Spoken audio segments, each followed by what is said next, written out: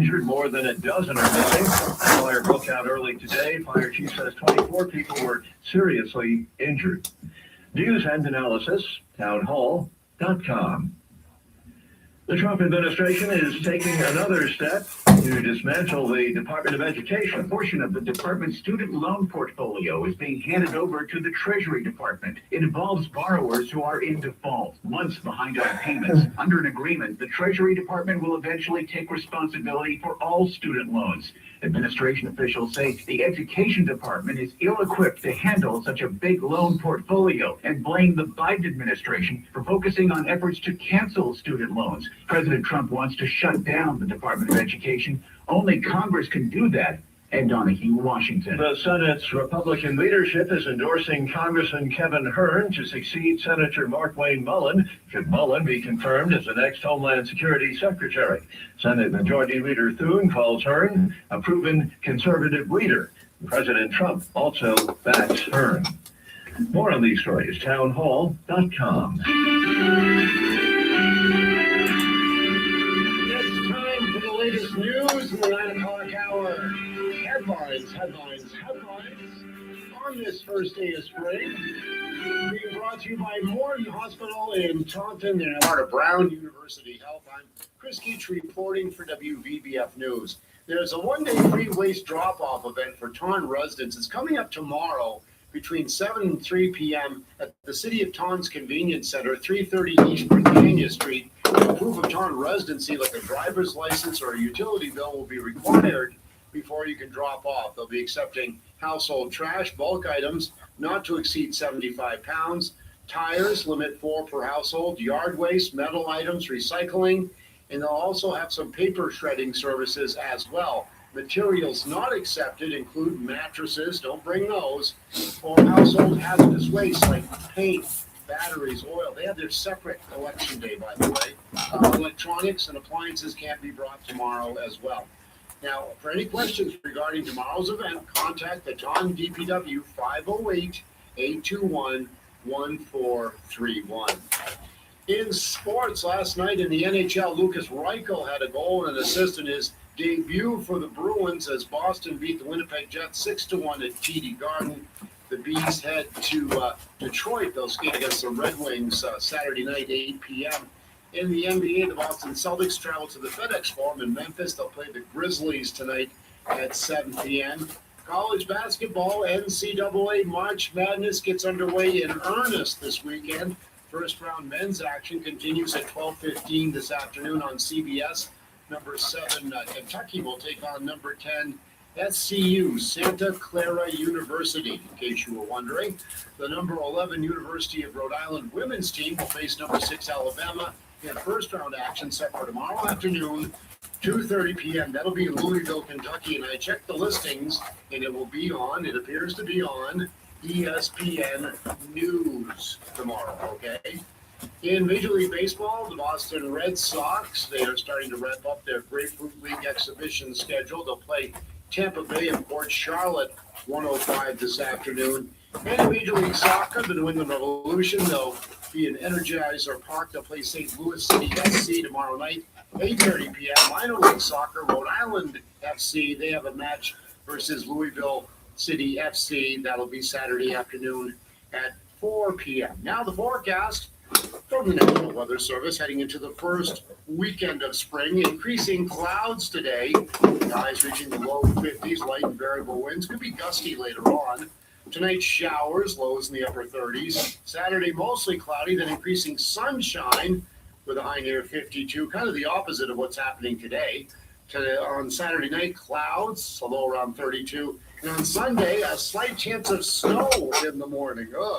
Mostly cloudy later on and a high near 49. Headlines, presented by Morton Hospital in Taunton and a part of Brown University Health. The future is bright at Morton Hospital, now proudly part of Brown University Health. This change welcomes a new chapter for our community, one where Morton is empowered to truly shine. As a part of Brown University Health, Morton can continue to provide the trusted care you depend on, supported by leading science that lights the way. Still local, now limitless. Morton Hospital is a part of Brown University University Health. The opinions expressed on this program are those of the host and do not express the views of WVBF ownership or Hometown Talk Radio. Content aired on all programs are those of the host and their guests. It's time for Hometown Talk on AM 1530 and 99.7 FM, your hometown radio station. Our phone lines are now open at 508-822-1106.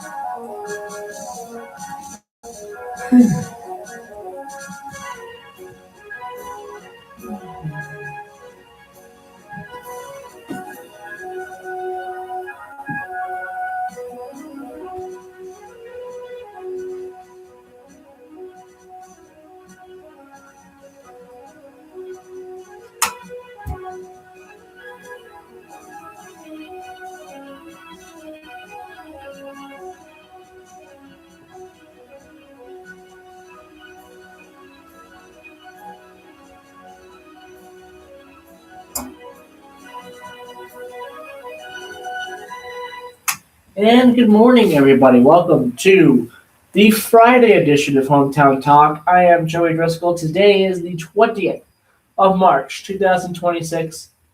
March 20th, 2026. Apparently, the first day of spring today.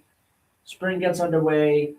I believe Chris Keach earlier this morning said 10:46 a.m. So there you go. Spring is underway this morning. It doesn't really feel like spring, and we still have some weather this weekend that is kind of an indication that we could get some snow, a little bit of snow. So it's a little bit of an indication that winter isn't quite done yet.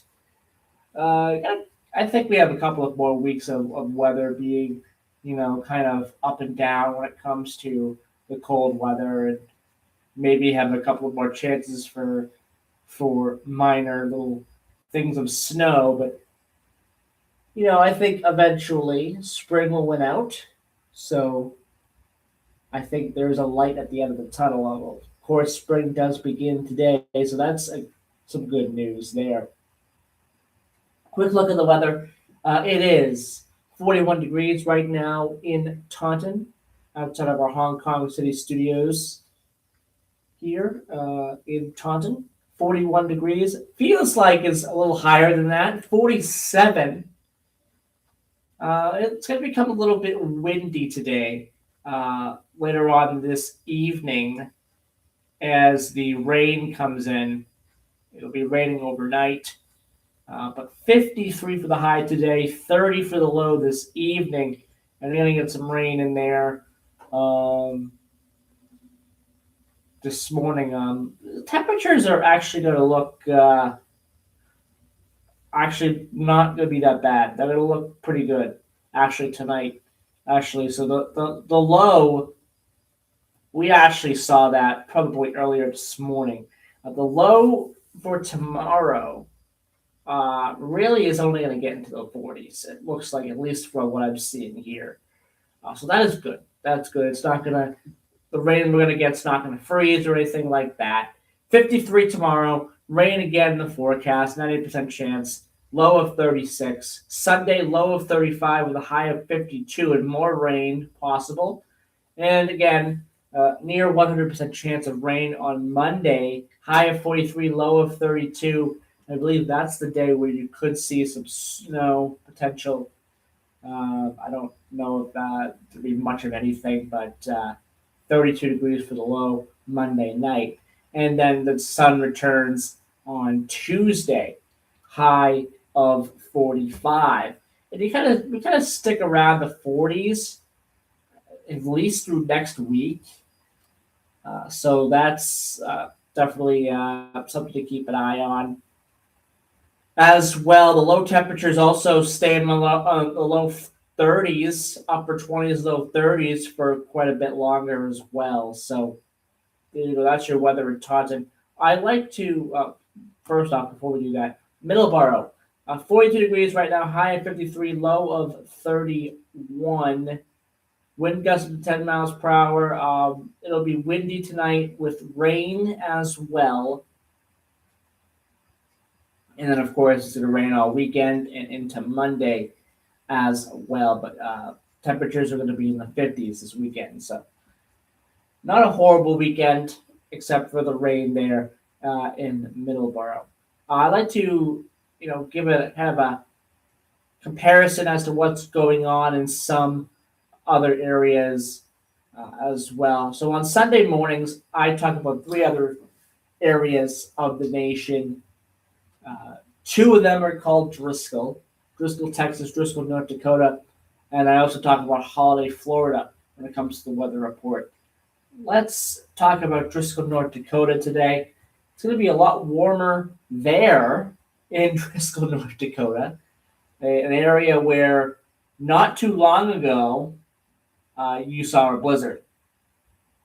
So the temperatures are very up and down, it seems like, but above average in Driscoll, North Dakota. That's around the Bismarck area of North Dakota. 65 degrees in Driscoll, North Dakota today. Currently 37. Cloudy skies. You're going to see clouds throughout the day there if you happen to be listening to us in Driscoll, North Dakota. Low of 36.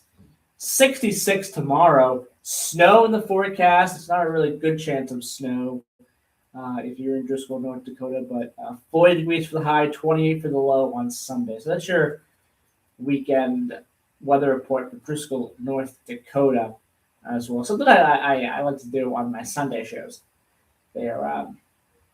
And also as a comparison when I do the weather reports here as well. All right, 9:15 a.m. Open phone lines today, 508-822-1106, 508-822-1106 is the number to call. Today is March 20th, 2026.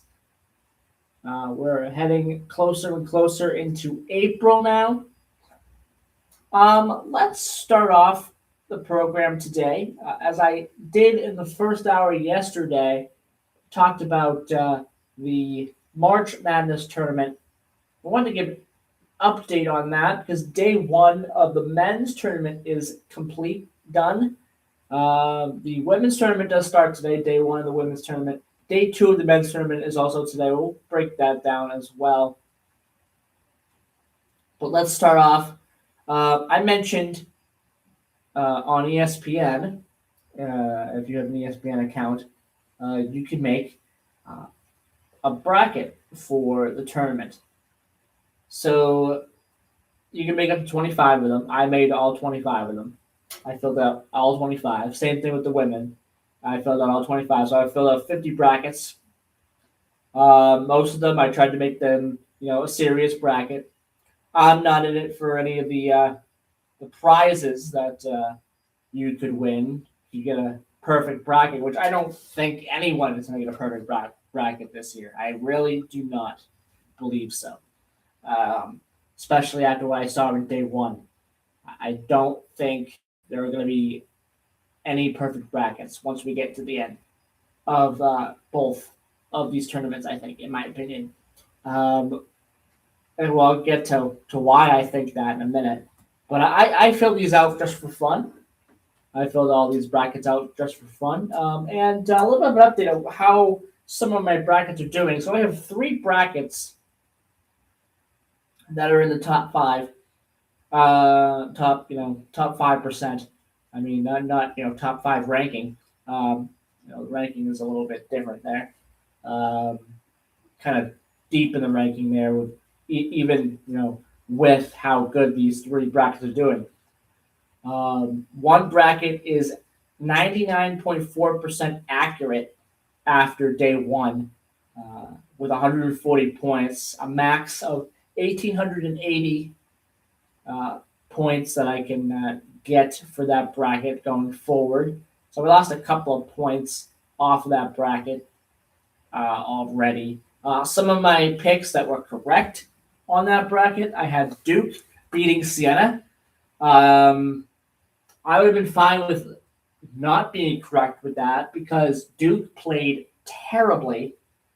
They just got lucky there at the end, I think, in my opinion. Siena kind of ran out of gas there at the end, but Siena was up by double digits at times in the game, which is a huge surprise. I think, I really believe Duke is going to lose to TCU this weekend.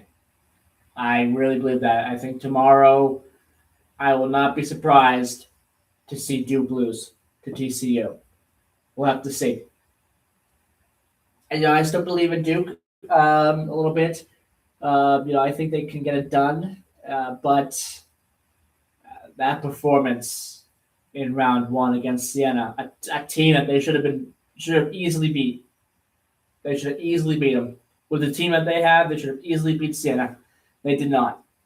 It was a 6-point win for Duke, and Siena had the lead for a good portion of that game, and just kind of ran out of gas there at the end. Siena could have very easily could have run the gauntlet. They could have won the game. So we'll see. We'll see what happens with Duke. I think they lose to TCU this weekend. So we'll have to see what happens there. Another game that was surprising as well. Well, not surprising when it comes to how the game came out, but Louisville won 83-79. That was a very close game. South Florida, a lot of people were saying that South Florida could beat Louisville, but it did not happen that way. Michigan State took care of business, which I thought would have happened anyway. 92-67 over North Dakota State. The other picks that I got correct, Vanderbilt beating McNeese. McNeese was leading in portions of that game, but Vanderbilt did pull away there at the end, 78-68. Nebraska took care of business against Troy, which I expected. That was a 29-point victory. I expected that. VCU, I expected VCU to beat North Carolina, and they did. That's an upset of sorts. I think a lot of people were picking VCU anyway to win. VCU has had some good results in the tournament before, so 82-78 that one. Illinois easily defeated Penn, wasn't even close, and that was a correct prediction in my bracket. Texas A&M winning against St. Mary's, which I expected to happen, also correct as well on that. Houston defeated Idaho 78-47, which I also expected that as well. Something I didn't expect, and we're going to get to that in a second.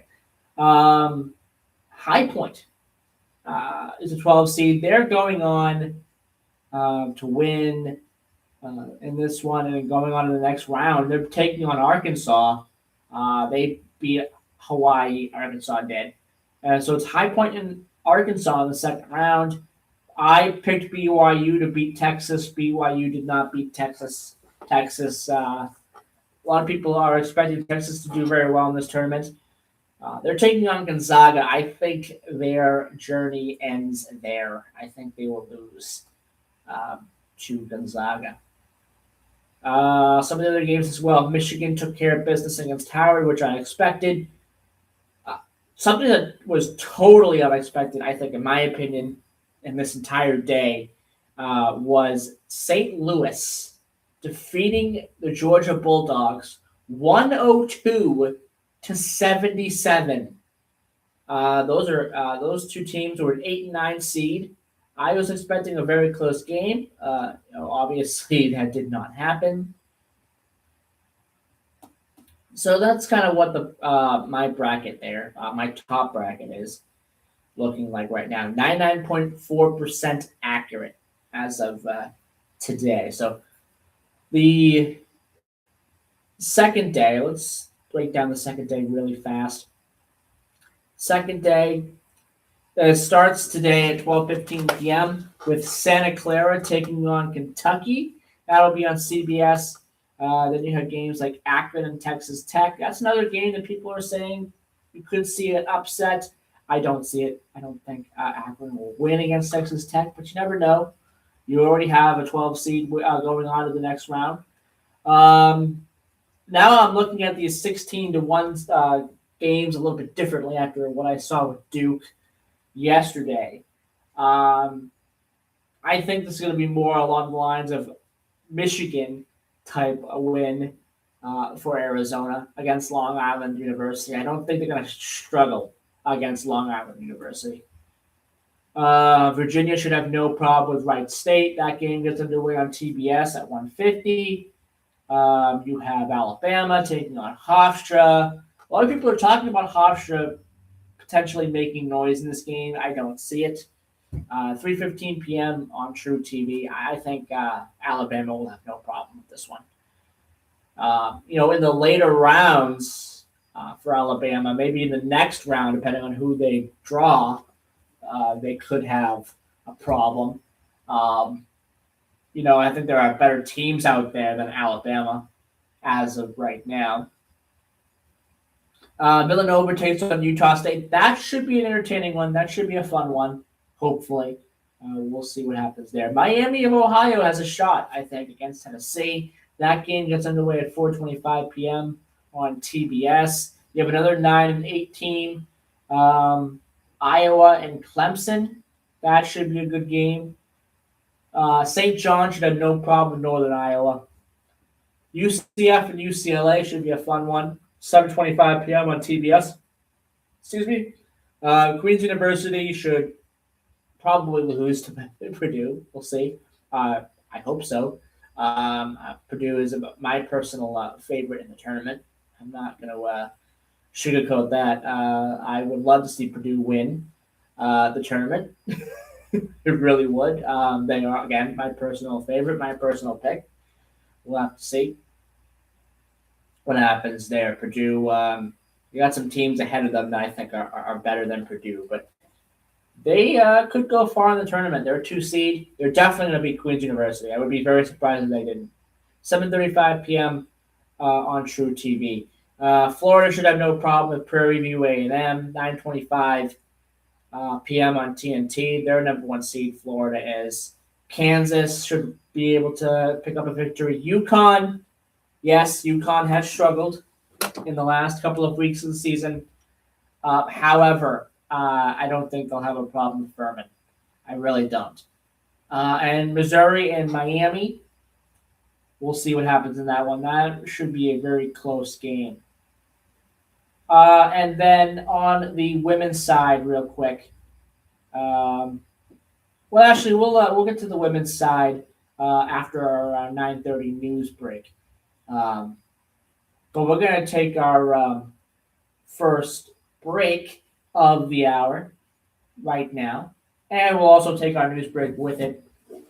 Coming up in a little bit, we'll do a little bit more sports here in this next segment, but after that, we will move on.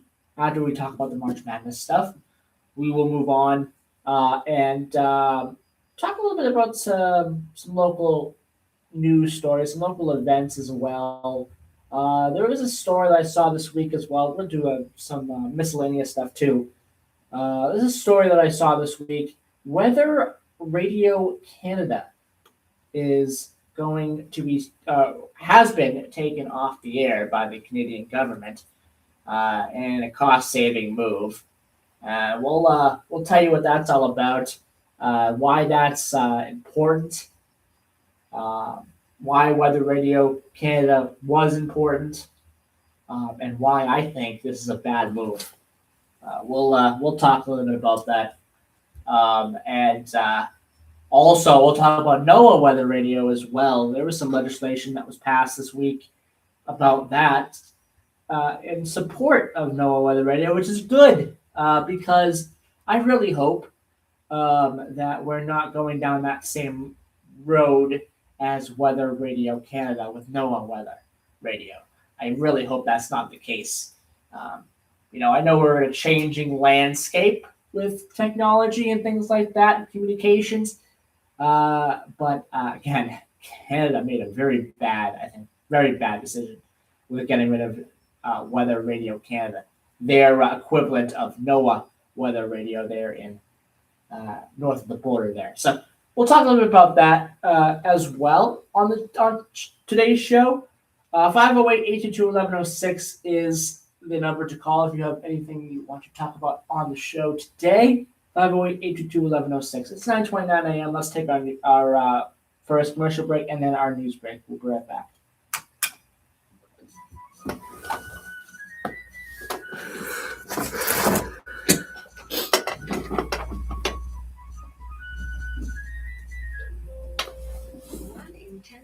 Age 50 and older in the U.S.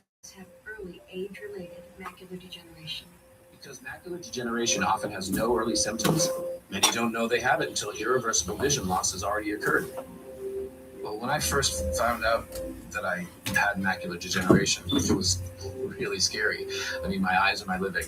What's most important for me to see? My family, my loved ones, my pickleball game, everything I do is dependent upon my vision. Being able to see, be able to spend time with my children, be able to travel is extremely important. And I wouldn't be able to do that if I didn't have my vision. Don't miss life's most beautiful moments. Schedule a comprehensive eye exam to protect your sight. Macular Degeneration Research, a Bright Focus Foundation program, offers free resources and tips for healthy vision. Go to stopamd.org to learn more. Breaking news this hour from Town Hall. I'm Rich Thomason. Iran's military may be on the ropes, but so far it is still able to attack its Gulf neighbors, attacking energy infrastructure with explosive drones. President Trump says the administration's upcoming request for more military funding is a very small price to pay. This is a very volatile world, and the military equipment, the power of some of this weaponry is unthinkable. You don't even want to know about it. Another $200 billion to be requested for Operation Epic Fury. He hasn't been seen in public since being named Iran's supreme leader, mocked as the cardboard cutout. He has reportedly issued another statement. Iran's new supreme leader, Ayatollah Mojtaba Khamenei, called Friday for the enemies of his nations to have their security taken away in his latest message to the public. Khamenei made the remarks in a statement issued on his behalf to President Masoud Pezeshkian after Israel killed Iran's intelligence minister. It was read on state TV, IRIB. The news reader says security must be denied to internal and external enemies and be granted to the people at large. Khamenei hasn't been seen since he was named as supreme leader after his father, Ayatollah Ali Khamenei, was killed in an Israeli airstrike on the first day of the war on February 28. I'm Charles de Ledesma. An increasing number of airport screeners calling out sick. They're not getting paid as the Homeland Security funding impasse drags on in Congress.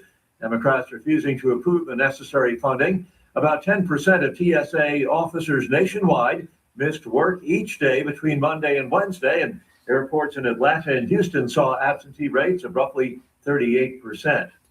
On Wall Street, the Dow futures are down 119 points. NASDAQ futures off 92 points. More on these stories, townhall.com. Diabetes, high blood pressure, anxiety meds, everyone's on them. If you're a 50-year-old male, maybe a bit porky, and you may even have type 2 diabetes, $1 million of term insurance may only cost you about $200 a month. Call Term Provider. Speak with Big Lou at 800-555-2085. Big Lou will find a term life policy for you even if you have type 2 diabetes, are overweight, or have high blood pressure. Term Provider has helped thousands of people like you who think they can't afford term life insurance. To buy $1 million of affordable term life for you, all you need to do is call Big Lou at 800-555-2085. Lou will make sure the scales are tipped in your favor. Call 800-555-2085. Big Lou will answer your call and work to fit you into a term life policy that you can afford. Remember, Big Lou's like you. He's on meds too. Call 800-555-2085 or biglou.com. More Mexican citizens taking it upon themselves to protect their communities from drug cartels. More and more vigilante groups are forming in Mexico. They carry military-grade weapons smuggled from the U.S. and patrol rural stretches, protecting communities from powerful drug cartels. Jesus Dominguez says citizens can't rely on the government to protect them. He says that's why we are on watch and we take the security of our town in our hands. Dominguez's group formed in 2020 when a drug cartel tried to take control of several communities in the mountains along a strategic thruway that connects the cartels to Acapulco, where drugs and other illegal goods flow. Now the vigilantes are a 50-man force. Dominguez says, we are indigenous, we are parents who are farmers, and we defend what is ours. I'm Donna Warner. News and analysis, townhall.com.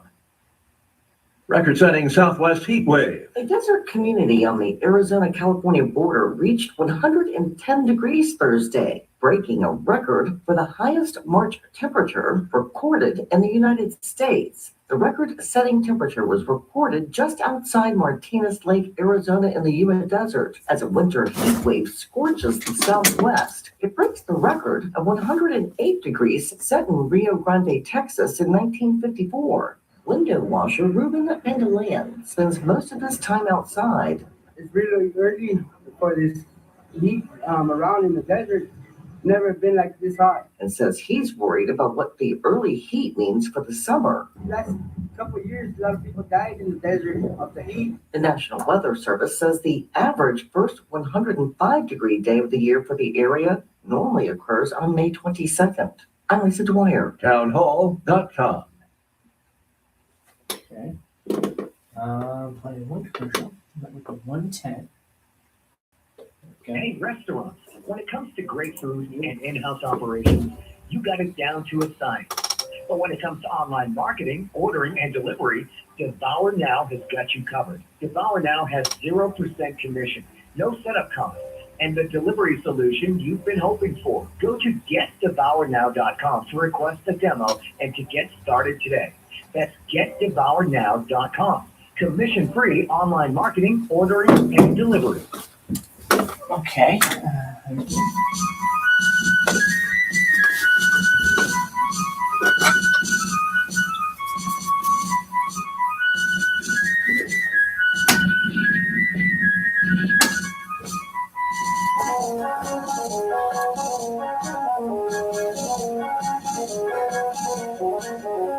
All right, we are back as we'll switch gears now to the women's side of the NCAA tournament. Coming up in the second hour, probably in the last segment, we'll have some general sports as well, where we'll talk about the Red Sox, Bruins.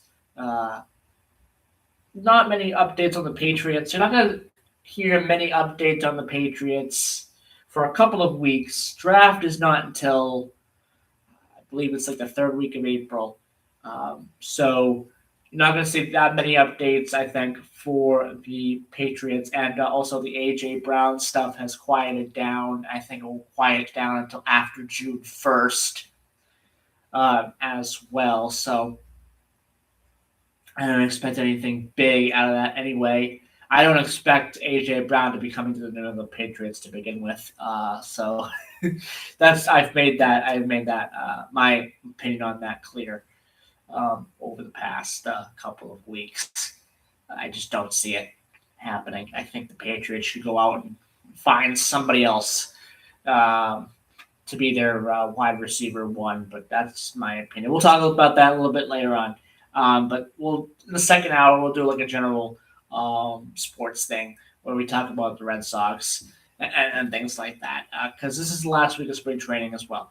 But anyway, March Madness on the women's side starts today. The first four is done. So we have the teams that made it in there starting the tournament today. And we're now down to 64 teams on the women's side. Duke gets everything underway at 11:30 a.m. on ESPN2 against Charleston. They should have no problem. Another game to watch on ESPN2 at 1:30 p.m. is Virginia Tech and Oregon. That's a 9 seed and an 8 seed. Another game to watch on ESPN at 2 o'clock is Nebraska and Baylor. That's the 11 and 6 seeds. You could see an upset there. I know Nebraska on the men's side won their first ever tournament game. So here you go. Then you have South Dakota State and Washington. Some of the games to watch as well is the number 1 seed Texas. They should be able to win against Missouri State. That's at 4 o'clock on ESPN. All these games are on ESPN, ESPN2, or ESPN News, or on the ESPN app as well. Another game, a local game, people will probably a local team people will probably be keeping an eye on from this region, from this area. Holy Cross takes on Michigan, 5:30 p.m. this evening on ESPN2. Michigan is very good. I'd love to see Holy Cross win, but I don't foresee a 15 seed on the women's side beating a 2 seed this year. Some of these teams on the higher seeds are just way too good. LSU, who has had very good success in the tournament in the past, faces Jacksonville. They should have no problem. Minnesota should have no problem with Green Bay. Now, a game that I'll be probably watching very carefully is the 10 and 7 seeds, Villanova and Texas Tech, 8:30 p.m. on ESPNU. That should be a very good game. Another good game, NC State taking on the Tennessee Lady Volunteers. That should be a fun game. Don't count out Tennessee. Tennessee has had a history of very good, very, very good tournaments. Back when Pat Summitt was their head coach, they won 8 titles under her. She was the head coach of the Lady Vols for a long, long time, 40 years almost. And is considered one of the greatest basketball coaches of all time. I 100% agree with that. Pat Summitt was an amazing coach for the Tennessee Lady Vols, and they had so much success under her as well. When you win, when your winning percentage is .841, that's pretty good. Well, 1,098 wins. There we go. 1,098 wins and 208 losses is just a crazy record. It really is. 8 Division I tournament wins as well, championships for the Tennessee Lady Vols under Pat Summitt. So they have a lot of history in the tournament. So do not count them out against NC State. I think they can beat NC State. I think they can do it pretty good here. South Carolina tomorrow should have no problem with Southern. Some of the other games tomorrow, Fairfield and Notre Dame, keep an eye on that game. Rhode Island and Alabama, that's a game that a lot of eyes in this area will be on. That's 2:30 p.m. tomorrow afternoon. UTSA takes on UConn. That'll be a big game for UTSA. UConn is the number 1 seed, overall seed, and they're one of the best teams probably in tournament history. They were very good this year. They are probably going to beat UTSA, if I had to guess. It's probably a 99.9% chance of that happening. 3 o'clock tomorrow on ABC. Some of the other games, Princeton does take on Oklahoma State. That should be a good one. So we'll see what happens tomorrow in those games. But there's your breakdown of the March Madness tournaments there, men and women, the NCAA tournaments. I'd like to break those down, when we get updates like that. Next update for the tournament will be Sunday, so keep an eye on that as well. Should be a good weekend of great NCAA tournament action there. So, all right, 9:44 a.m. Let's take our next commercial break, and we will be right back. We're going to switch gears to some local news stories. Start the 10 o'clock hour. We'll talk about that Weather Radio Canada story and give an update on what's going on with NOAA Weather Radio, because apparently there's some legislation that's making the rounds as well, supporting NOAA Weather Radio. So we'll talk a little bit about that too, which is good as well. And your phone calls, 508-822-1106 is the number to call. We will be right back. 9:44 a.m. You're listening to WVB at 1530 a.m., 99.7 FM. We will be right back.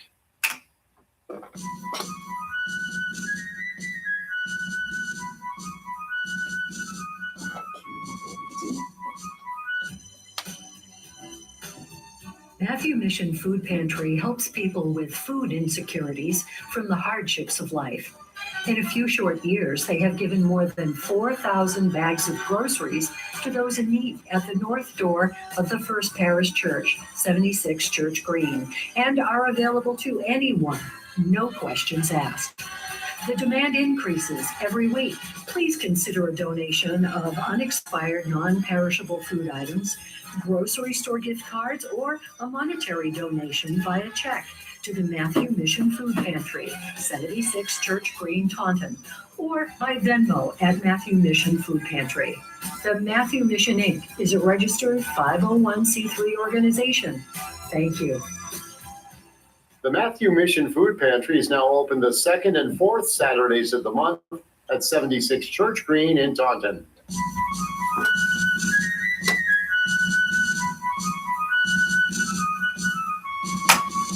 All right, we're back. 9:45 a.m. here on Hometown Talk, the Friday edition. The Friday edition of Hometown Talk. I am Joey Driscoll. Now switching gears to some local events and local stories here that are making the rounds as well. There's a couple of big events coming up this weekend and early next week here in Middleborough. Cooler Middleborough Fair. Now we've been talking about this all week. Ron had a interview with Hayden Kane of Sustainable Middleborough talking about the Cooler Middleborough Fair. He had that interview last week, and I replayed it yesterday. He played it on his program as well on Tuesday. That event, the Cooler Middleborough Fair, will be Saturday. It's going to be the fourth annual one. It's a cool new addition this year. It's a hand-painted earth globe as tall as a house. The free fair will return Saturday and will run from 11 a.m. to 2 p.m. at the Middleborough High School Cafeteria Commons. The new globe display will be presented by Bridgewater State University geography staff, who will answer whatever questions spring to mind. Kids and families can also walk inside a life-size inflatable humpback whale, plant seeds, win prizes for a scavenger hunt, play games, and make crafts for free. School students, Girl Scouts, and local youth groups, they'll exhibit what they are learning about the environment and sustainability. Middleborough High Innovation Lab, woodworking students, and Sustainable Middleborough nonprofit volunteers. They'll also show the low-cost insulating window inserts they made for the winter for food pantry constituents.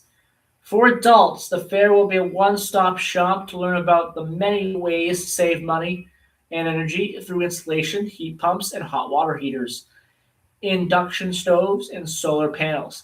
And at the same time, attendees can learn rebates, 0% low-interest loans, and other initiatives for this energy-saving methods. Coming up on Tuesday is Wrestling Story Time. Join wrestlers ahead of Middleborough Mania 5 for a story time and crafts at a family-friendly event that's coming up Tuesday, the 24th of March. The event will be held at 6 p.m. at the Middleborough Library's large meeting room. Middleborough Public Schools' own Megan Enos and powerful Pat Garrett, they'll be at the event to read to families, answer wrestling questions, and pose for photos. Middleborough Mania 5 is a family-friendly event. It's a wrestling show that will be held at John T. Nichols Middle School on March 27th. That is next Friday night. To fundraise for the school's programs. No registration is required. All ages are welcome. So there you go.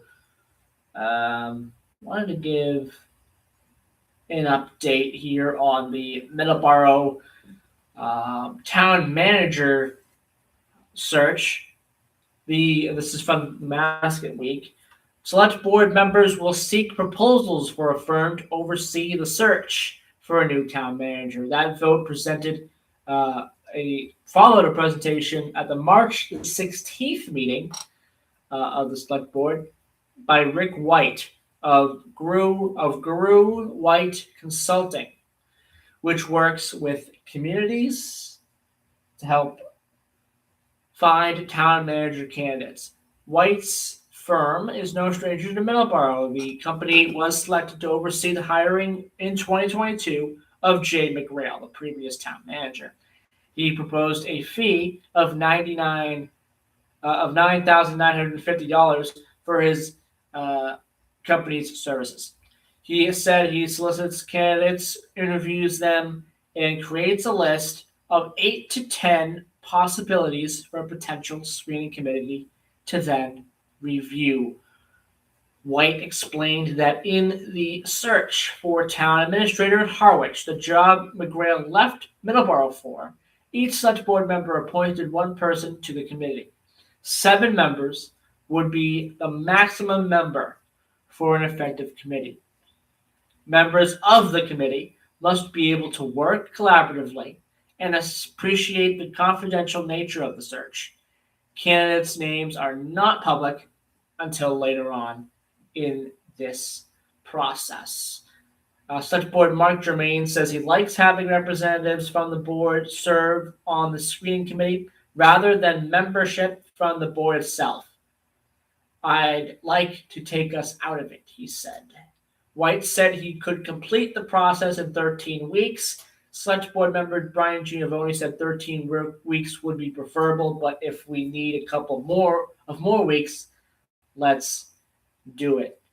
And also, he estimated that a new town manager would start in November of 2026, so about 8 months from now. So there you go.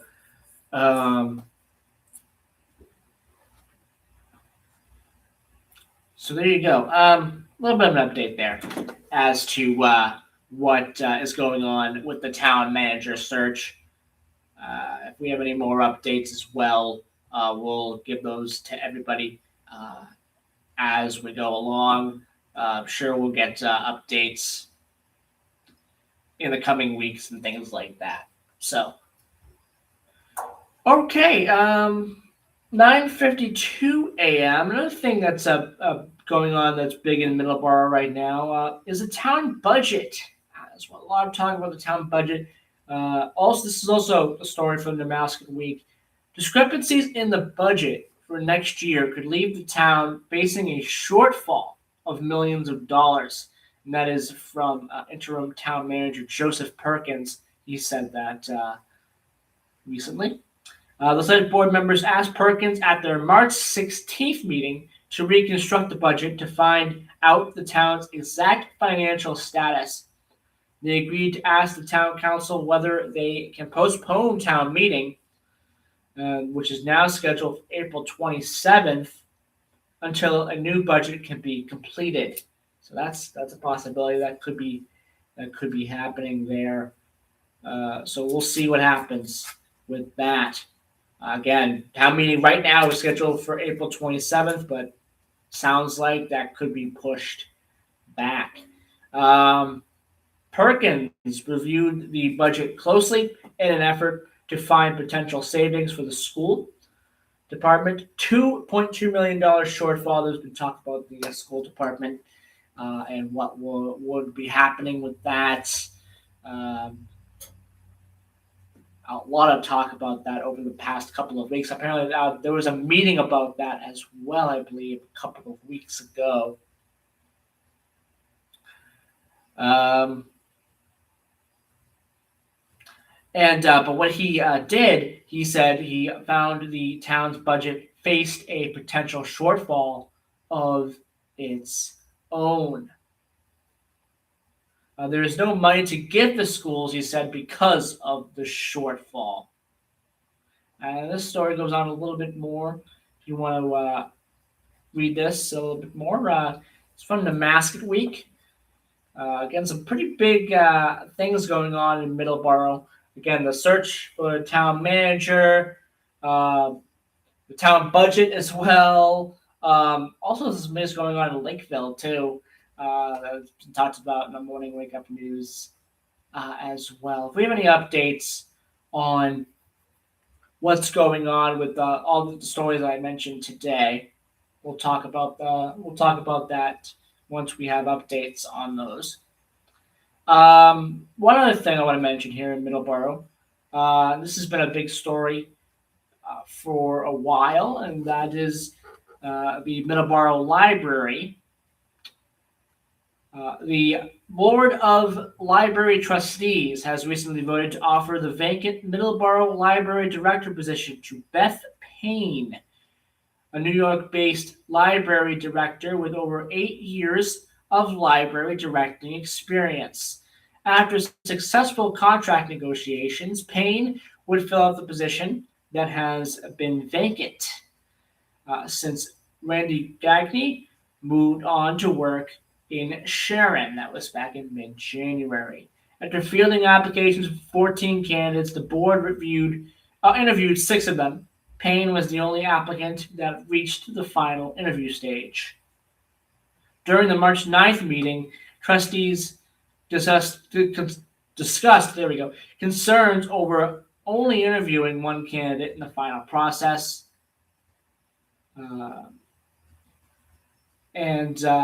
Okaleta said that the board did their due diligence and the applicant pool was slim due to regional shortage of qualified directors and the conflict between library leaders and the Friends of Middleborough that occurred last year. That was a big story last year, and really also into this year as well. That's been a big story for the past few months with the library. So this goes on a little bit to talk about Payne as well, but looks like the Middleborough Library will have a new library director very, very shortly here. So I want to give an update on that because I know that was a story that was pretty big as well. All right, 9:57 a.m. 508-822-1106 is the number. 508-822-1106 is the number to call. You want to call in and talk about what's on your mind this morning, whether it be something to do with sports or any of the local news stories in Middleborough that I talked about as well, or anything that's going on in Taunton or Lakeville. Give us a call. 508-822-1106 is the number to call. As well as we're going to take our last commercial break here in a minute. In the second hour, we're going to also do a scam awareness segment as well. There's a couple things a couple thoughts I have there. A couple of things I want to talk about. Been getting a lot of text messages from people claiming to be Amazon and claiming to be another thing or other, and it is quite annoying. So we'll talk about that and what that is. And there's also another scam story going around as well here in the state that I want to talk about too. So we'll have that as a kind of a scam awareness segment, kind of getting the word out about these scams and helping, get the word out there so people can avoid these things because scams are very rampant, unfortunately, in today's world.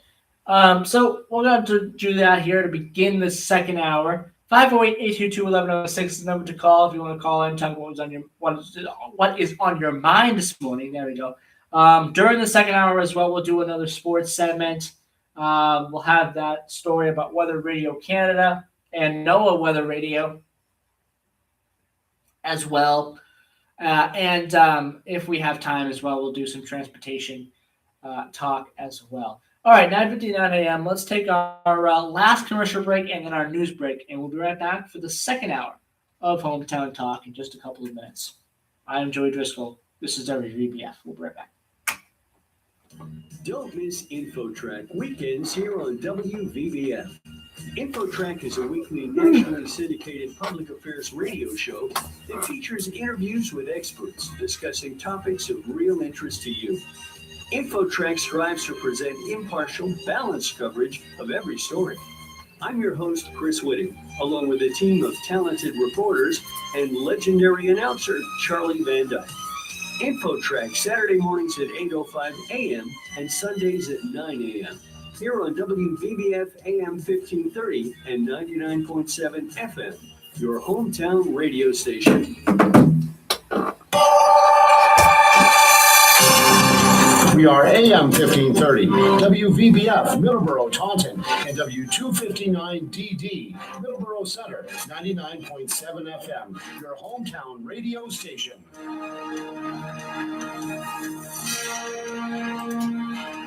Breaking news this hour from Town Hall. I'm Rick Thomason.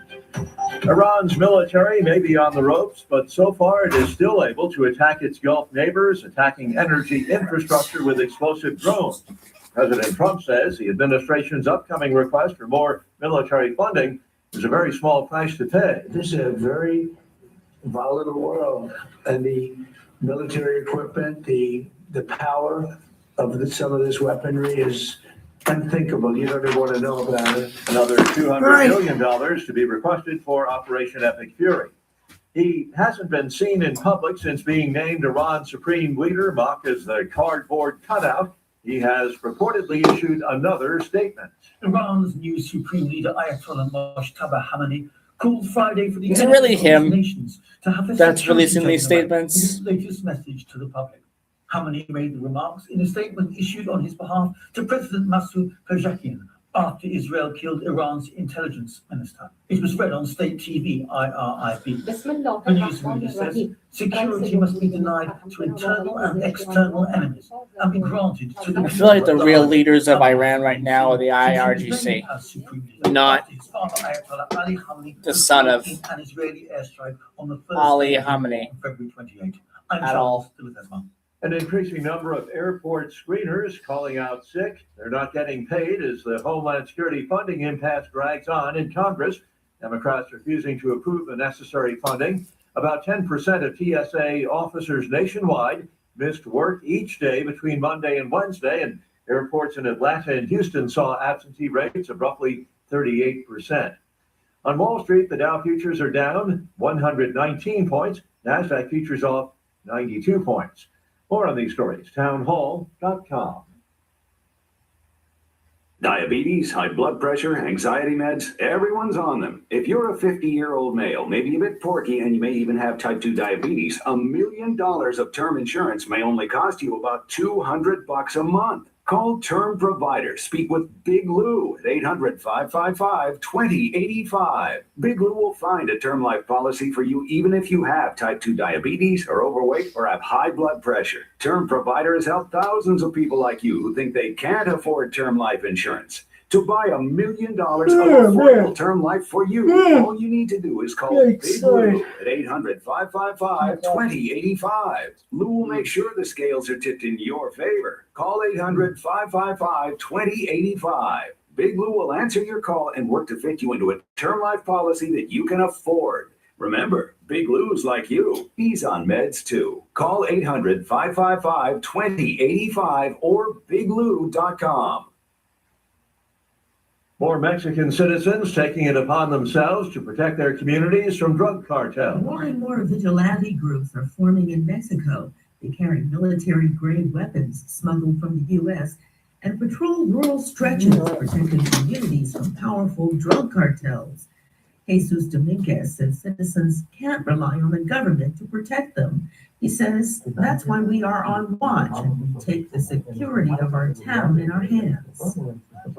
Dominguez's group formed in 2020 when a drug cartel tried to take control of several communities in the mountains along a strategic thruway that connects the cartels to Acapulco, where drugs and other illegal goods flow. Now the vigilantes are a 50-man force. Dominguez says, we are indigenous, we are parents who are farmers, and we defend what is ours. I'm Donna Warner. News and analysis, townhall.com. Record-setting Southwest heat wave. A desert community on the Arizona-California border reached 110 degrees Thursday, breaking a record for the highest March temperature recorded in the United States. The record-setting temperature was reported just outside Martinez Lake, Arizona in the Yuma Desert as a winter heat wave scorches the Southwest. It breaks the record of 108 degrees set in Rio Grande, Texas in 1954. Window washer Ruben Mandelian spends most of his time outside. It's really early for this heat around in the desert. Never been like this hot. And says he's worried about what the early heat means for the summer. Last couple of years, a lot of people died in the desert of the heat. The National Weather Service says the average first 105-degree day of the year for the area normally occurs on May 22nd. I'm Lisa Dwyer. Townhall.com.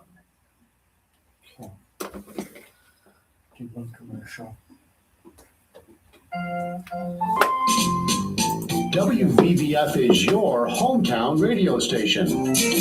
And one of the things we like to do to support people in your hometown is to run community announcements.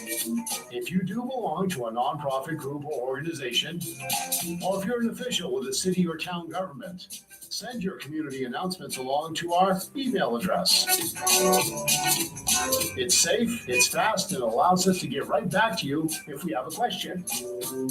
Send your community announcements to WVBF1530@hotmail.com. That's WVBF1530@hotmail.com. Thank you for listening. Your hometown radio station is AM 1530, WVBF, and 99.7 FM.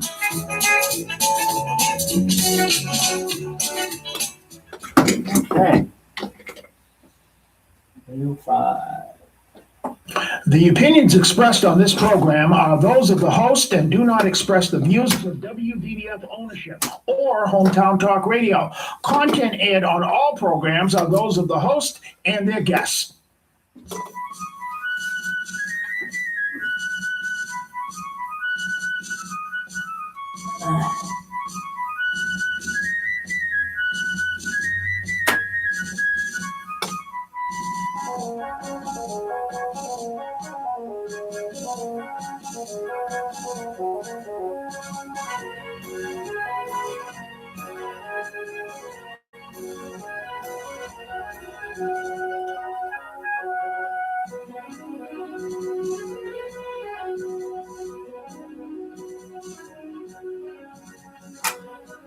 All right, we're back here on Hometown Talk. I am Joey Driscoll. Open phone lines, 508-822-1106 is the number to call if you want to call in, talk about what was on your mind this morning. So, it is the second hour of Hometown Talk. We're going to start off the second hour by talking about this story I saw yesterday. Searching on YouTube yesterday, I came across a couple of videos talking about Weather Radio Canada and the fact that it was discontinued this week back on the 16th of March, and had some immediate thoughts there. So let's just talk about this here right now. Environment and Climate Change Canada has shut down the Weather Radio Canada service, effective back on the 16th of March, just right around the beginning of this week. That ends the 24/7 VHF radio broadcast of local forecasts and alerts. So, Weather Radio Canada is basically the Canadian version of NOAA Weather Radio. Gives the weather reports for whatever area of Canada you happen to be listening to. Vancouver, things like that. It was basically NOAA Weather Radio. Reasons for the discontinuation were given. It also gives alerts and things like that. There's like storms or snowstorms or tornadoes or things like that in Canada. The reasons given for the discontinuation were high operating costs and obsolete technology. And also, another weather service as well was discontinued. Hello Weather as well was discontinued. That's a telephone service for Canada as well for their weather. High operating costs? I don't know about that. I really don't. Apparently shutting down the service saves Canada yearly $4 million. That's it. $4 million. That's not a small amount, but it's certainly not a massive amount. Compared to what Canada's budget is, that's probably a very small amount of the budget that they're saving money on. I think this decision is ridiculous. I think it hurts a lot of people that don't have the ability to download an app. Maybe they don't have a phone. Maybe they live in an area where there is no internet connection. There's a lot of places in Canada where it's very remote, and this service was one of the big ways people can get information on if there's was a tornado coming their way or a snowstorm coming their way, and now that's gone, and they don't have the ability to sign up for weather alerts online because they don't have internet or a phone. And they also mentioned an alternative being the Coast Guard as well. Again, it doesn't help that many people outside of the areas where those reports would be useful. So that is also not great either. So this is a bad decision, I think, in my opinion.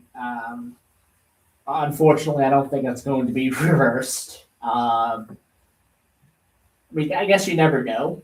If there's enough people that write to their legislators there in Canada, maybe it does get reversed. But shutting down a very important service like this just to save $4 million is yearly. $4 million is, I feel, in my opinion, ridiculous. Again, the impact, it had a massive impact. Crucial for remote areas and also areas that were lacking cell service. So very, very important stuff. It would be like if we lost NOAA Weather Radio tomorrow. We're not going to be losing NOAA Weather Radio tomorrow. We're going to have a story about NOAA Weather Radio here in a second. But, what if that did happen?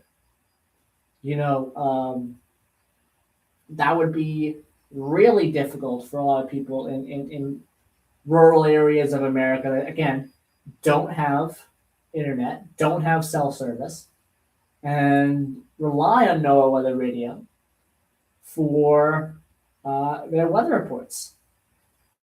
especially in areas where tornadoes can happen and severe weather can happen. So this is like the equivalent of if we lost NOAA weather radio.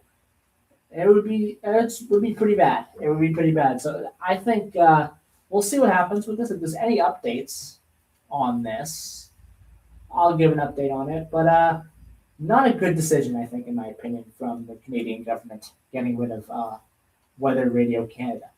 I wanted to mention that because I thought that was important to talk about because we were in a changing world when it comes to things like that, and I thought that would be something to mention, talk about, see if anyone had any thoughts on. 508-822-1106 is the number to call. 508-822-1106 is the number to call.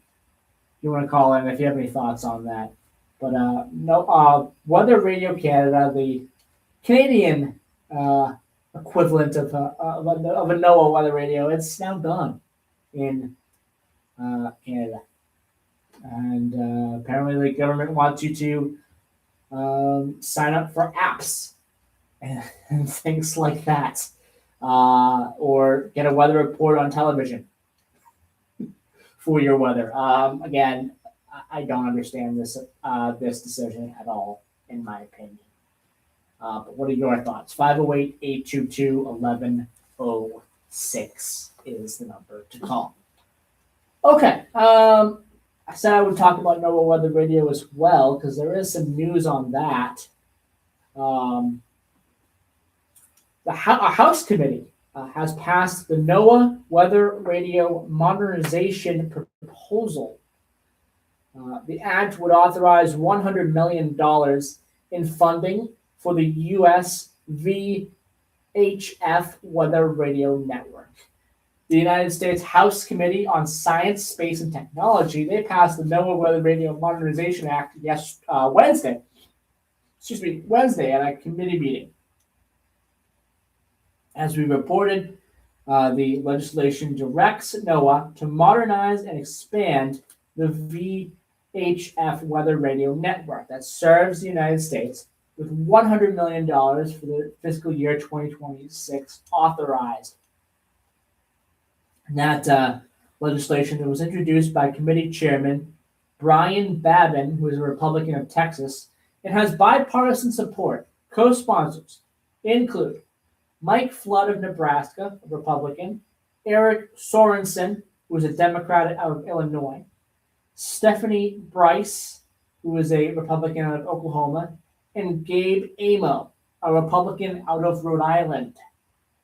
There were 4 amendments to the act offered in the markup, and each was passed by voice vote. The amendment from Matt Van Epps, a Republican out of Tennessee, specified that enhancement efforts are directed at particularly transmitter equipment and antennas located in remote areas that are subjected to an elevated risk of severe events of weather.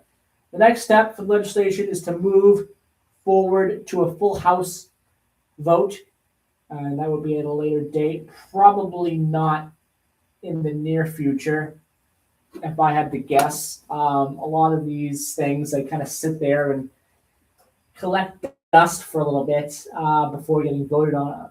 We'll see how quick they get to this. We'll have to see. There are some other bigger bills out there right now that are waiting to get voted on too. So we'll have to see how long it takes for them to vote on this. But that is potentially very good news. This has bipartisan support. This should probably pass the House and probably pass the Senate and probably be signed by President Trump at some point down the road. But we'll have to see when that happens again. Probably not in the very near future, since, again, bigger bills down there happening right now, bigger things happening. So this might take a little bit, but I think it will get passed eventually. So I wanted to talk about that. NOAA Weather Radio getting some support from the government. That's good. Canada should take notes. Canada, please take notes. The United States is kind of showing everybody how it's done when it comes to weather radio, and how to support it, because it is important. Apparently Canada doesn't think so. But anyway, 508-822-1106. 508-822-1106 is number 10:19 a.m. We will take our first commercial break of the hour. When we come back, we're going to do a little bit of a scam awareness segment and a couple of thoughts on that.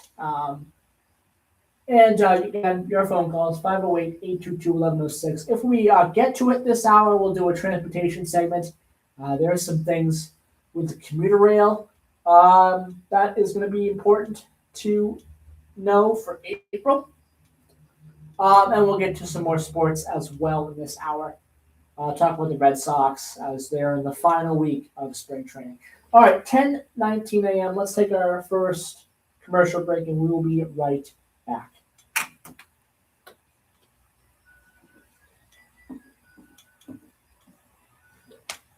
This is Paul Lass inviting you to join me Thursday mornings, 9 to 11, here on WVBF AM and FM for Cranberry Country Journal. Still bringing you a slice of life of the people, places, and activities and events that make the Cranberry Country area a special place to call home. Join me Thursday mornings, 9 to 11, Cranberry Country Journal on WVBF. At some health systems, cancer care can make you feel like a number. At South Coast Health Cancer Care, you're more than a diagnosis. We offer the most advanced treatments and the latest surgical advancements, led by a connected team of experts who not only see your cancer, but all of you. Because healing isn't just medicine, it's compassion, it's connection, it's care that knows your story and walks along with you. We are South Coast Health Cancer Care. Visit southcoast.org/cancercare.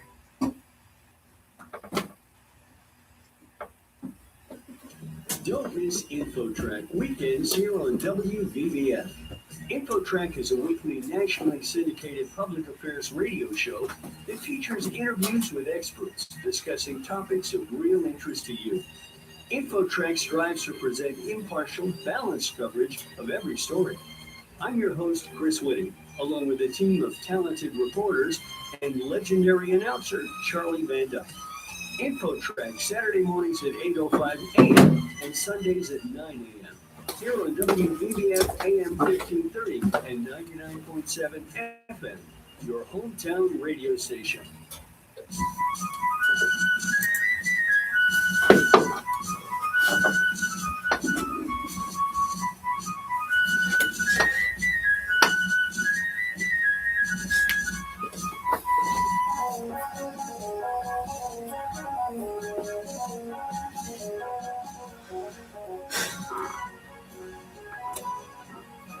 Okay. Let's see. That's good. And we're back. I turned down the bumper music. There we go. It is 10:22 a.m. here. We're going to talk about scam awareness here. We're going to talk about a couple of things here with that to get the word out on these scams and help people avoid these things because unfortunately scams are rampant in the world today, and here in Massachusetts as well. They seem to be going on. Scammers are running fake ticket scams throughout the state of Massachusetts, and this is police warned about this, a fake ticket scam. The Tewksbury Police Department said the fake court notice con is circulating in Massachusetts. The Tewksbury Police Department is warning residents about a fraudulent note of hearing traffic violation that has been circulating, the department said in a social media post. Boston Police Department also cautioned residents about the scam. These notices are not issued by the city of Boston or any government agency.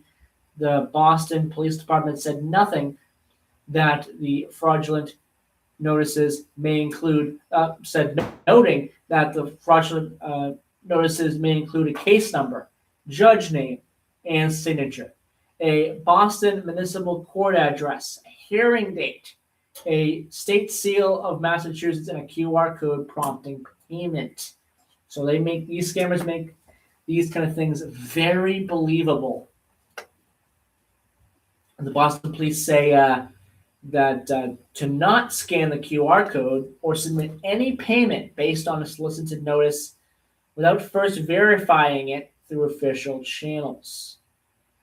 The Tewksbury Police advise those receiving a notice in the mail to verify any citation directly through the official court system or your local police department, and gave recommendations to those who may have already fallen for the scheme, including contacting your bank, monitoring your accounts, and reporting the incident to your local police, and filing a report with the FTC and the Federal Trade Commission. So that's concerning.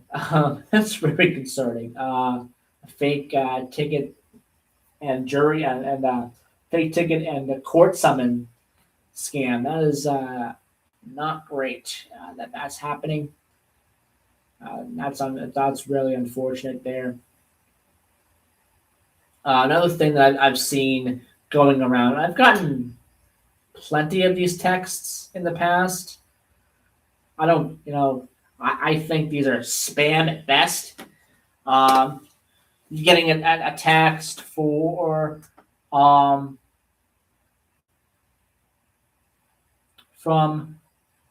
people who claim to work for Amazon or another business like that. And that is something that I've seen quite a bit here in the past. And also offering the person who gets the text a job or things like that.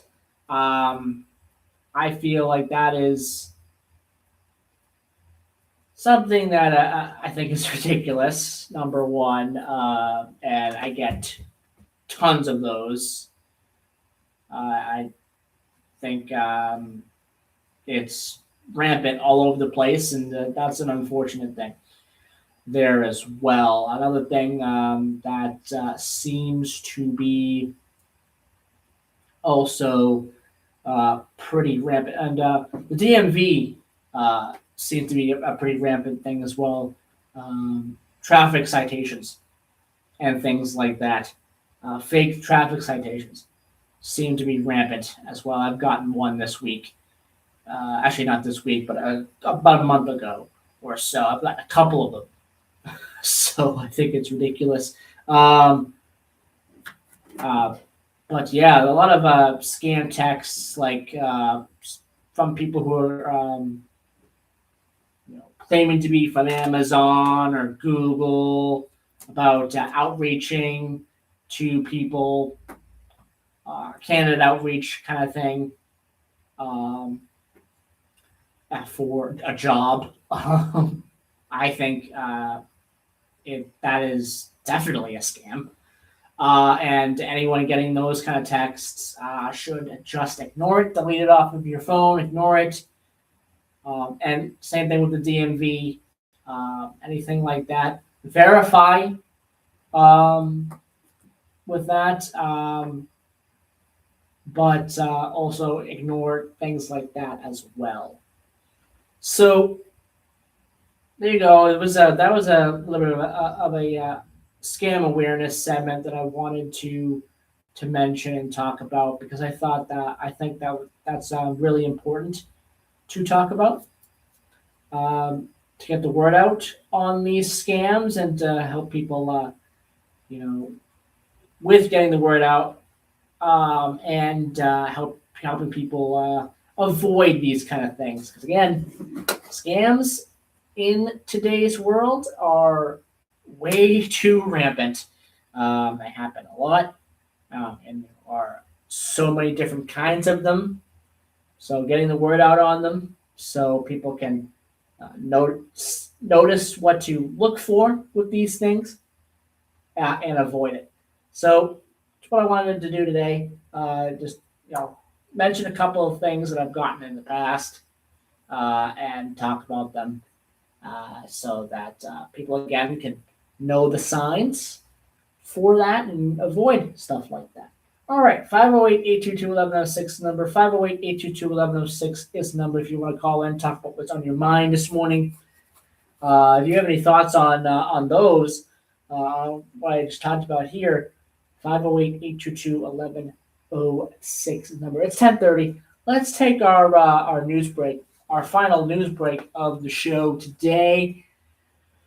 Then we'll get into some more sports again, and then I think we'll finish the show off today with our transportation segment. And got some big news, some important news when it comes to the MBTA commuter rail. There's some updates on what's going to be happening in April with some construction as well. Also, Foxborough, they're continuing to do some construction over there at that station to make it more accessible for people for the World Cup in June. Believe as well that work will be done by late May. So we'll talk a little bit about that too. But we'll have a transportation segment to end the show today as well. It's 10:30. Let's take our news break and we'll be right back.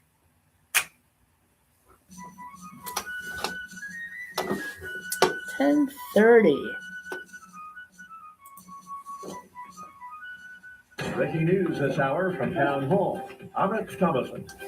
Israel and Iran continue trading heavy blows with energy infrastructure taking a hit. Iran's war with Israel has spread across the Gulf, raising fresh fears about global oil supplies. On Friday, Kuwait said Iranian drones struck the Mina al-Almadi refinery in 2 waves and sparked a fire. And Dubai reported heavy explosions as air defenses intercepted incoming fire. Then Bahrain, shrapnel from an intercepted projectile set a warehouse ablaze. Saudi Arabia also reported shooting down drones. For its part, Israel says it started new strikes on Iran, and people in Israel heard sirens. Oil prices surged, and Iran has tightened pressure on shipping through Hormuz. I'm Charles Dillon. Israeli Prime Minister Netanyahu is dismissing claims that Israel dragged President Trump into the war. Does anyone really think that someone can tell President Trump what to do? Come on. President Trump always makes his decisions on what he thinks is good for America.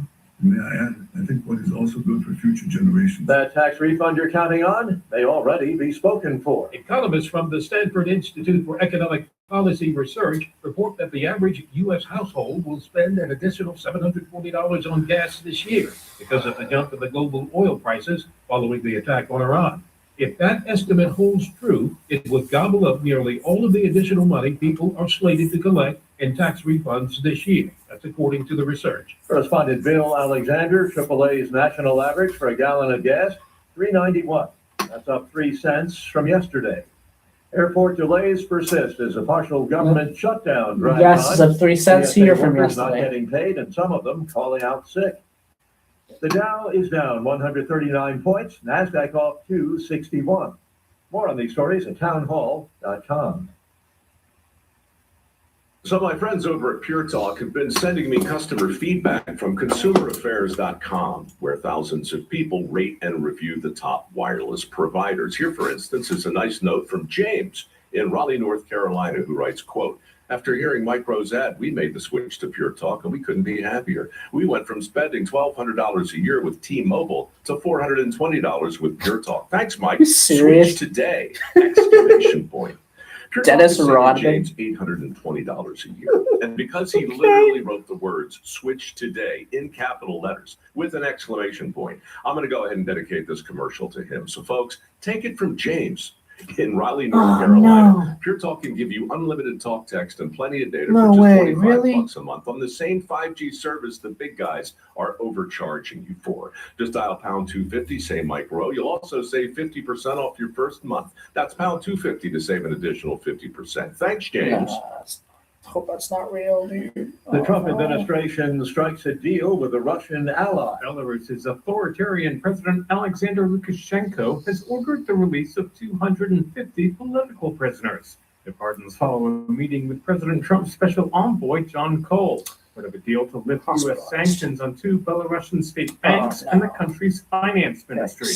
The deal's the latest step in an effort by Lukashenko to improve ties with the West. Belarus has been sanctioned repeatedly, both for its crackdown on human rights and for allowing Russia to use its territory for the 2022 invasion of Ukraine. I'm Ben Thomas. A fire at an auto parts factory in central South Korea has injured 53 people. More than a dozen are missing. The blaze broke out early today. The local fire chief says 24 people were seriously hurt.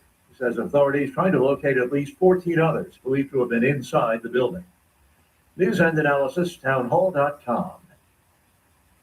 New survey shows that many Americans enrolled in Obamacare last year are struggling with higher health care costs. Findings from the healthcare research nonprofit KFF come 3 months after the expiration of enhanced tax credits that had offset most enrollees' monthly premiums.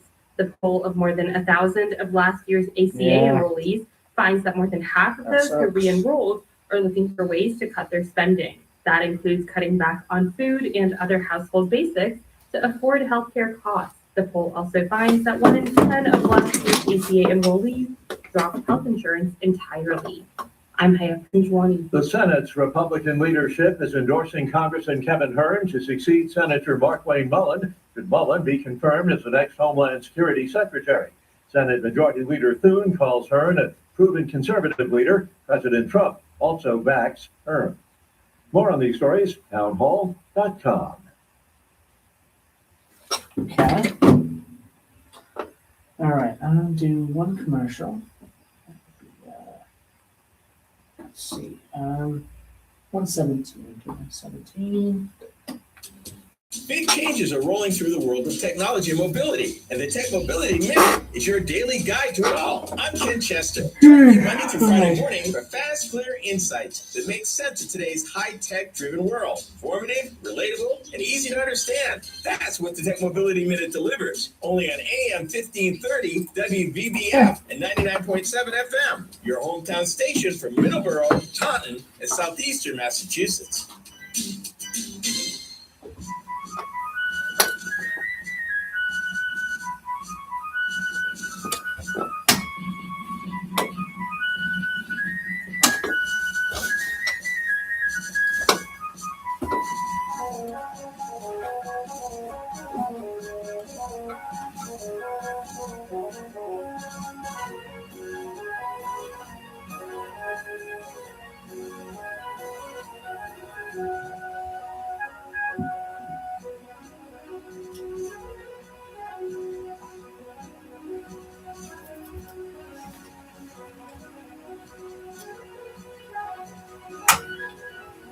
Okay, 10:36 a.m. here. Open phone lines 508-822-1106, 508-822-1106 is number. And I just got this breaking news here. We're checking social media. I saw this. It's an official statement from Chuck Norris's family. It is with heavy hearts that our family shares the sudden passing of our beloved Chuck Norris yesterday morning. While we would like to keep the circumstances private, we know that he was surrounded by his family and was at peace. To the world, he was a martial artist, actor, and a symbol of strength. To us, he was a devoted husband, a loving father and grandfather, an incredible brother, and the heart of our family. He lived his life with faith, purpose, and unwavering commitment to the people he loved. Through his work, discipline, and kindness, he inspired millions around the world and left a lasting impact on so many lives. While our hearts are broken, we are deeply grateful for the life he lived and for the unforgettable moments we were blessed to share with him. The love and support he received from fans around the world meant so much to him and our family, and is truly grateful for it. To him, you were not just fans, you were his friends. We know many of you had heard about his recent hospitalization. He was hospitalized this week in Hawaii. I just learned about that actually too, before seeing this news. We're truly grateful for the prayers and support you sent his way. As we grieve this loss, we kindly ask for privacy for our family during this time. Thank you for loving him with us, with love, the Norris family. That is heartbreaking news to hear there. The passing of Chuck Norris. Chuck Norris was an icon in the movie world, in the martial arts world as well. We'll talk about that in a second. He has passed away. He was 86 years old. He just had a birthday last week, March the 10th. Of course, he was the hero and star of Walker, Texas Ranger. He was in so many different films. Black belt in karate, taekwondo, jiu-jitsu as well, judo. He served in the United States Air Force. Norris won many martial arts championships, later founded his own discipline, Chun Koyok Do, I believe is how you pronounce it. Sorry if I pronounced it wrong there. Shortly after, in Hollywood, he trained celebrities in martial arts. Norris went on to appear in minor roles like The Wrecking Crew. He was a friend and fellow martial artist Bruce Lee, who invited him to play the main villain, one of the main villains, in The Way of the Dragon, which came out in 1972. Norris continued acting. Friend and student Steve McQueen suggested he take it seriously. Norris took a starring role in the action film Breaker, which came out in 1977. His second lead, Good Guys Wear Black, that became a hit. He became a popular action film star. He was in movies like Delta Force and things like that. He went on a streak of bankable, independently made action films. Force of One, The Octagon, Silent Rage, Missing in Action, Invasion USA, The Delta Force, I just mentioned that as well. Also, he played the title role for the long-running CBS television series Walker, Texas Ranger from 1993 to 2001. Until 2006, Norris continued taking lead roles in action films. His last appearance in a major film release was The Expendables 2 in 2012, which is a great movie. It really is. It's a great movie. He also,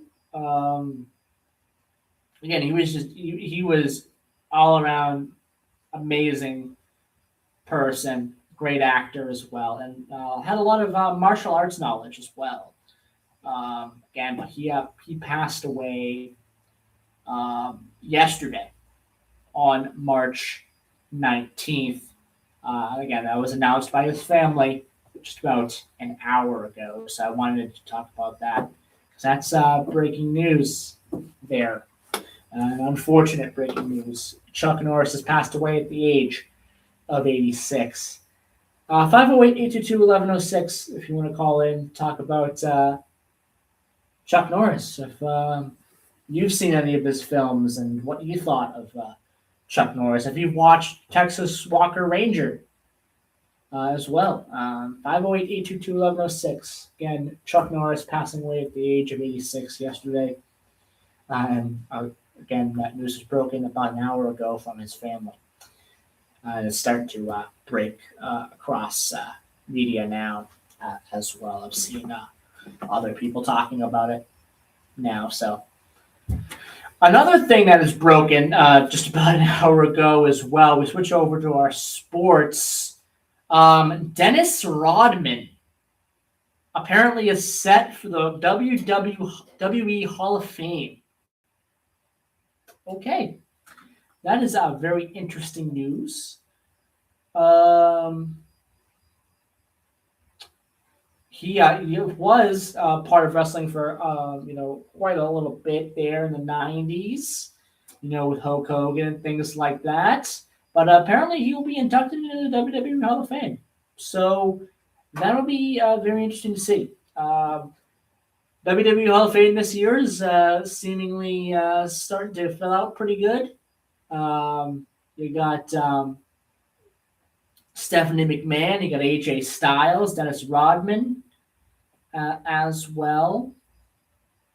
So you got some good people getting into the Hall of Fame. So that's interesting. I wanted to mention that just broke today too. But there you go. All right, our sports now. 508-822-1106 is the number to call if you want to call in. But we'll switch over to our sports. I don't know if we'll get to our transportation today. If we don't, we will talk about it for sure on Sunday. So stay tuned for that. There is some interesting news there with the commuter rail and what's going to be happening there with that. April wanted to talk about a little bit of an update on the Foxborough station as well. I saw an update on that last night, so I wanted to talk about that too. But if we don't get to it today, we'll get to it on Sunday. But our sports news now. The next game for the Celtics, that's going to be tonight. They take on the Memphis Grizzlies. The Celtics are very, very good. I'm going to tell you that right now. Not really dealing with that many injuries now. I think this is a team that can win 55 games, something like that. I really do. I think this is a team to beat the East now that Tatum is back. I really feel pretty confident about that, honestly. They've played very, very well since Tatum has come back, and Tatum has played very, very well as well. So, I mean, if they're going to be firing on all cylinders, I think this team is going to be very dangerous coming into the playoffs this year. I mean, are they a team that I think can win the NBA Finals? We'll see. We will see. We'll have to see how the rest of this season, rest of this regular season goes, and what happens in the playoffs. Because I think they can make a run at it for sure. I think there's teams out there that might have a leg up on them a little bit, but I think they're very, very good. Nonetheless, the Celtics are very, very good. The Knicks and the Nets are tonight. The New York Knicks should have no problem with the Nets. It's kind of sad seeing how far the Brooklyn Nets have fallen. 17-52 this season. Not great. They used to be a team that would fight for a playoff spot or be in the playoffs. But it's not happening this year for sure. The Warriors may even miss the playoffs this year. They're a team that used to be always in the playoffs for a lot of years, but they might miss the playoffs. 33-36. They had to take on the league leading Detroit Pistons. That's not going to be an easy game. That is for sure. As well, you got some other really good teams in there. In this one, Houston's playing Atlanta. Both of those teams, if the season today, would be in the playoffs. The Thunder are the league leaders. It's not even close by several games over Detroit. And they take on the Wizards. That's an easy win. That's a free win for them. Might as well just give them the win. against the Wizards. What has happened to the Wizards over the past several years since John Wall left is just pretty sad. They have been consistently terrible. They really haven't been relevant since Jordan in 01. So that ain't good for Washington. They haven't been relevant in 25 years. That's saying something for Washington Wizards there. They used to be a team that would be very, very good. Back in, I think, the 80s, something like that. We're far removed from that now with Washington. They are not good. They're not a good team. I don't remember the last time they made the playoffs. It's been a while. It's been a little bit since they've made the playoffs. Another team that might make the playoffs this year, if things go well for them down the stretch, is the Charlotte Hornets. They've been doing very, very good. They're above 500 by a couple of games.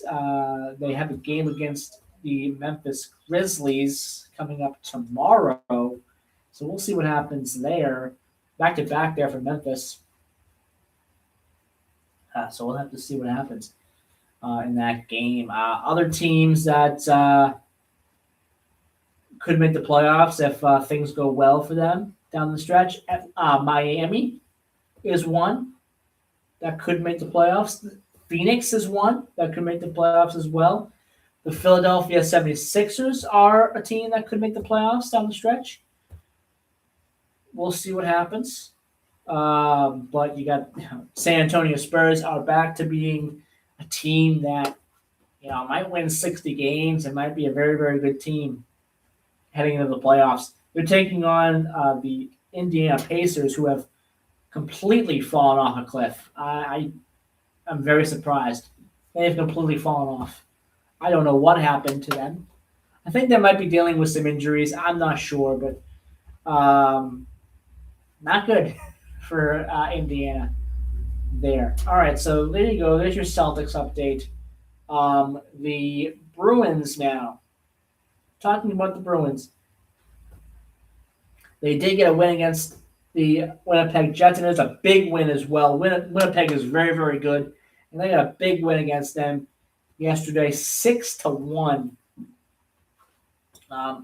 The Bruins have been doing very, very good, actually, this year. A little bit of above expectations, if I'm being completely honest. I didn't expect them to be in a playoff position at this point. I'm going to be completely honest. And we're a couple weeks out from the regular season ending. I think they'll make the playoffs. I think they're going to be in the playoffs. Now, do they go far in the playoffs is my questioning here. I don't know. We'll have to see what happens in the first round, who they end up getting in the first round. I don't think Toronto is going to be the team that they're going to get in the first round.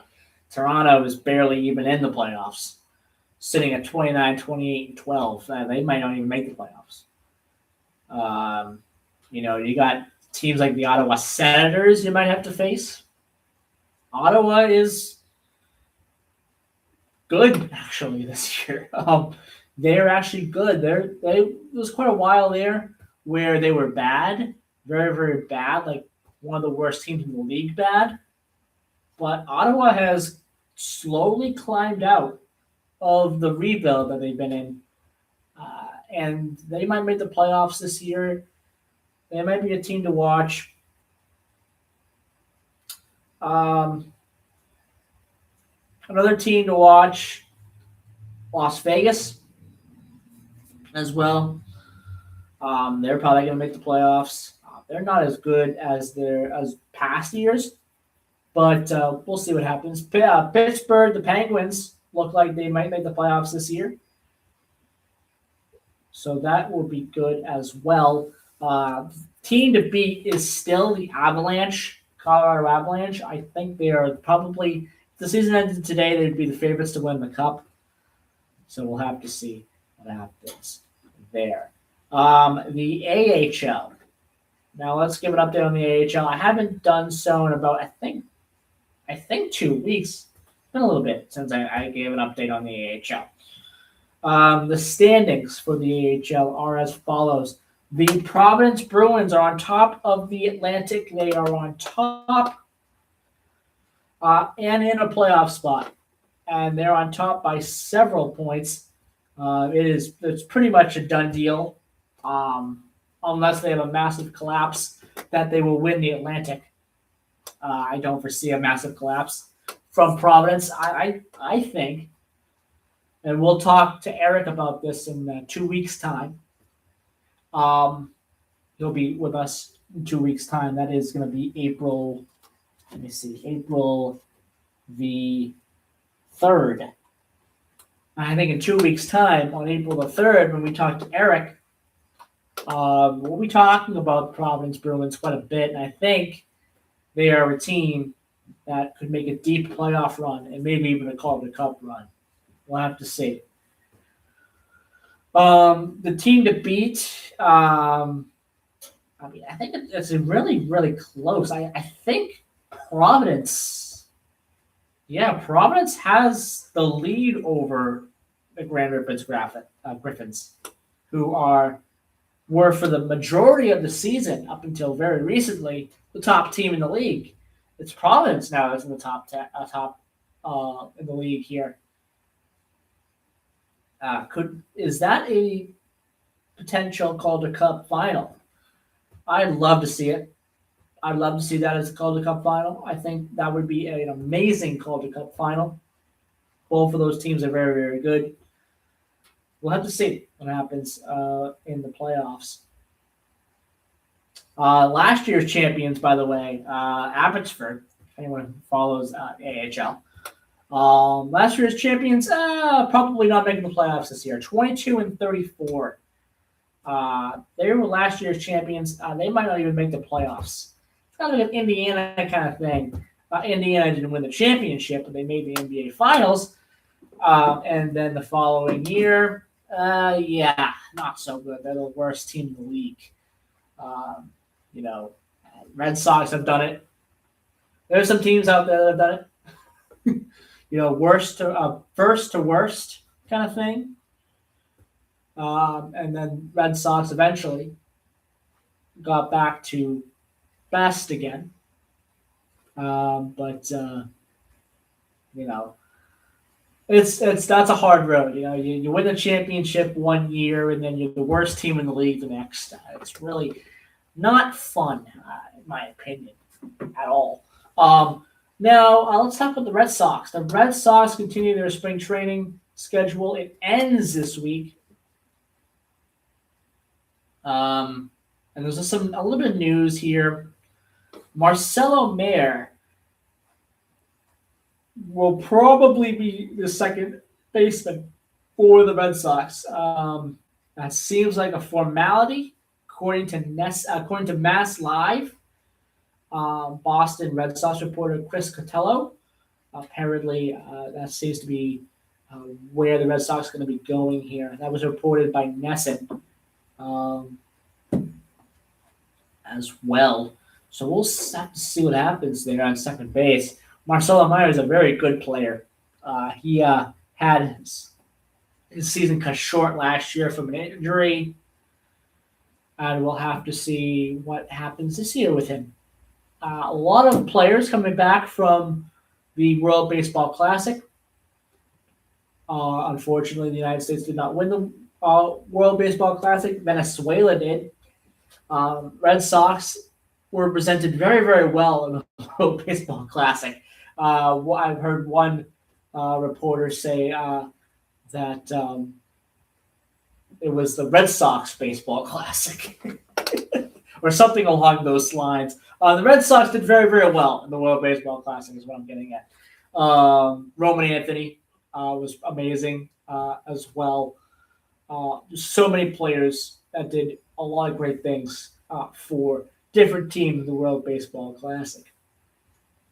So the Red Sox take on the Rays today in spring training action. Their regular season gets underway on the 26th of March in Cincinnati against the Cincinnati Reds.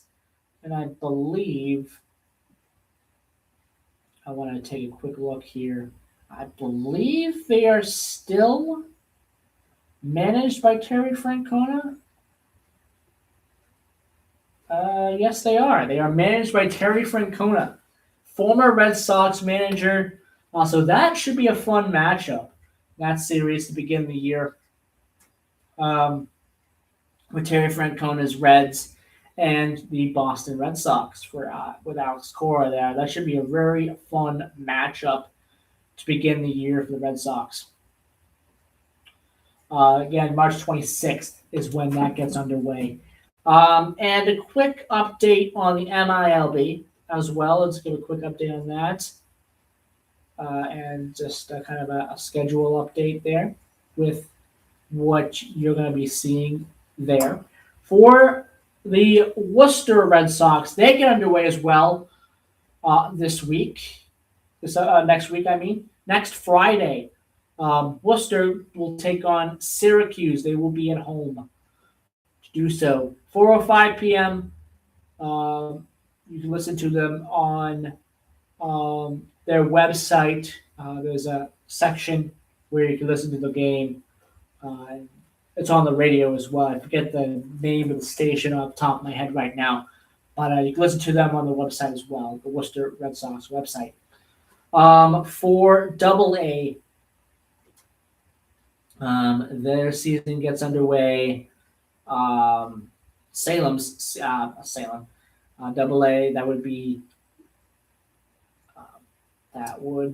why am I forgetting the name? There we go, Portland. They take on Somerset, the Somerset Patriots, 6:35 p.m. in Somerset, New Jersey on Friday, April 3rd. So not this Friday, but the following Friday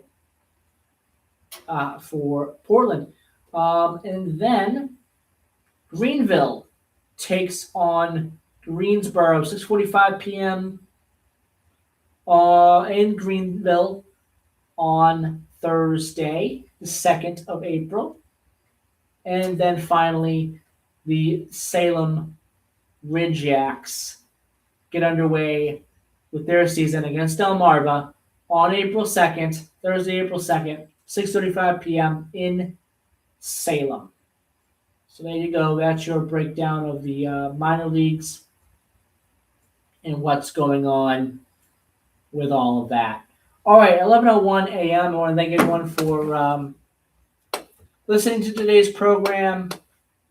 I'll be back again on Sunday. I'm sure Don and I will be talking about the unfortunate passing of Chuck Norris. Again, that just broke today, this past hour, actually, the passing of Chuck Norris. He was 86 years old. I'm sure we'll be talking a little bit about that. We'll give an update on some sports and transportation as well on Sunday's program. Middle Bar Review this Sunday, 7 a.m. to 8 a.m. Stay tuned for that. And have a great weekend, everybody. And bye-bye.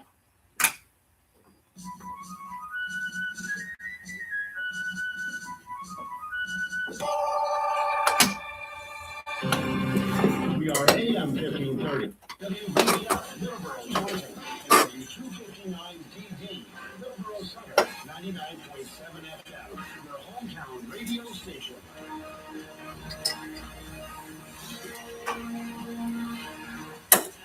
Mostly closed the narrow channel, a choke point for 1/5 of the world's oil supply, for weeks. Iran war is in an escalatory phase right now. It is a nightmare scenario, she said. The impact is especially important in Qatar, a nation of 3 million people that in recent years has carefully managed its relations with the U.S. and Iran. Okay. Let's see here. Bye, everybody. Time and time again, said Emirati businessman Omar Al-Husseini